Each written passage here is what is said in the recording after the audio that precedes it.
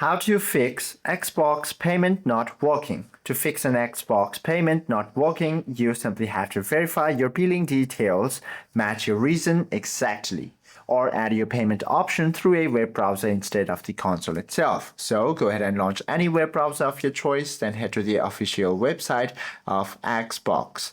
Now once you're here, proceed to log into your account. Once you've logged in, you simply have to check the Microsoft Wallet. Go to the payment and billings option, then head to payment options and click view or edit card to ensure your billing street address and zip code match your bank statement perfectly. And also on your console, navigate to settings, head to system, language and location and ensure the location field matches the country where your credit card or PayPal was issued. Hope this video helps you out a lot. If you have any questions or queries, do comment down below.